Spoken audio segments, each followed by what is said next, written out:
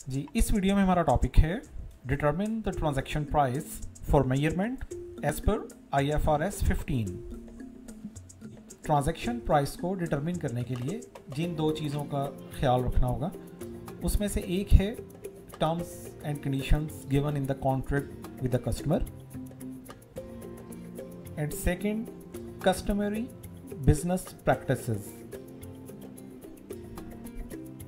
In fact transaction price वो amount of consideration है जो एक एंटिटी एक्सपेक्ट करती है to receive against the transfer of promised goods and services.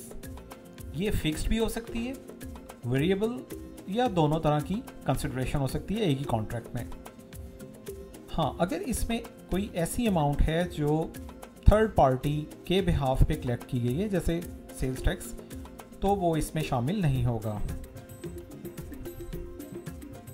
Next हम देखते हैं कुछ ऐसे फैक्टर्स हैं जिनके इफ़ेक्ट्स को कंसिडर करना होगा ट्रांजैक्शन प्राइस को डिटरमिन करने के लिए।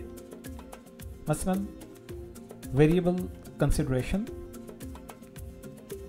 कोई भी अमाउंट ऑफ कंसिडरेशन वेरिएबल हो सकती है अगर कॉन्ट्रैक्ट की टर्म्स एंड कंडीशंस में कुछ डिस्काउंट्स, इंसेंटिव्स, परफॉर्मेंस बोनसेस या पेनल्टीज़ की टर्म्स एंड कंडीशंस गिवन हैं। ये कुछ एग्जांपल्स हैं, और भी इस तरह के फैक्टर्स हो सकते हैं।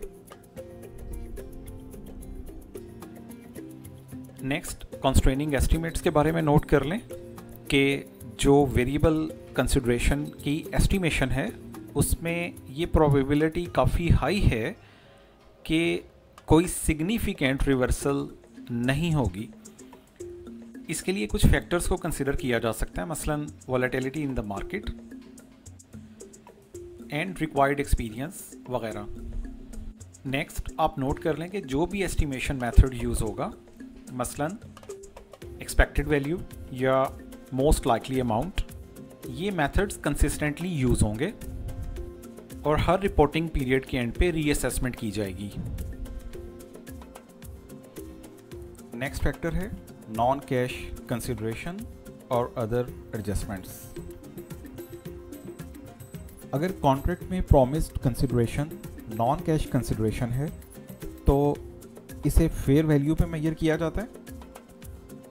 इन केस अगर फेयर वैल्यू रीजनेबली एस्टिमेट नहीं की जा सकती तो इसे मेजर किया जाएगा with reference to standalone selling price. Next है consideration payable to the customer, यानी अगर इस रेवेन्यू ट्रांजैक्शन में कोई कंसिडरेशन कस्टमर को भी पेएबल है, मसलन कोई गिफ्ट वाउचर या कूपन्स हो सकते हैं, तो ट्रांजैक्शन प्राइस को रिड्यूस किया जाएगा with related amount of consideration payable to the customer. Next factor है सिग्निफिकेंट फाइनेंसिंग कंपोनेंट, यानी जो पेमेंट टर्म्स हैं वो 1 साल से ज़्यादा हैं तो ट्रांजैक्शन प्राइस को एडजस्ट करना होगा टाइम वैल्यू ऑफ मनी से, यानी कैश सेलिंग प्राइस को कंसिडर करना होगा।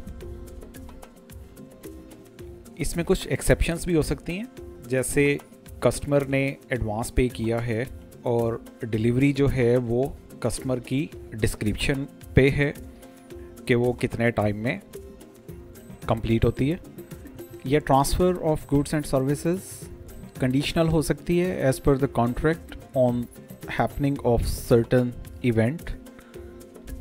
इस तरह से हमने देखा कि किस तरह से ट्रांजैक्शन प्राइस डिटरमिन की जाती है as per the guidelines of IFRS 15। शुक्रिया।